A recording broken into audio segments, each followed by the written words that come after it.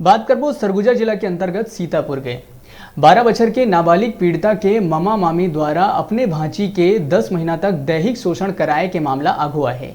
कोनो लझन बताबे कई के पीड़िता ला डरा धमका के प्रताड़ित करे जाए। सीतापुर पुलिस पीड़िता के ममा मामी ला न्यायिक रिमांड में जेल भेज दे।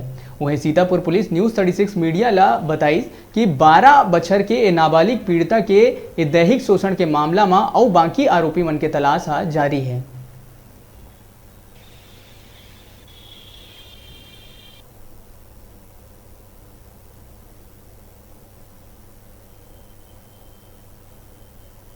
उनको बताना मत मैं आ रहा हूं।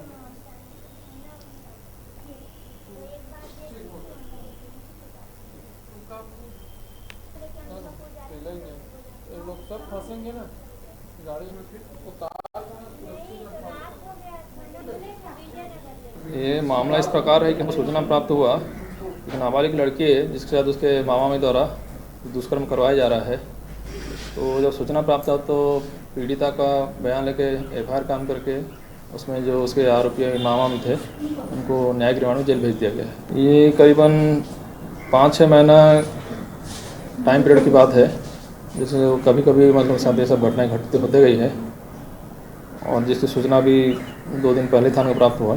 जैसे प्राप्त हुआ कार्रवाई करके न्यायिक रिमांड में भेजा है। वो स्पष्ट तो हो नहीं पाया है, हम आरोपियों से कड़ाई से पूछताछ भी कुछ बताई नहीं है, लेकिन विवेचना भी जारी है।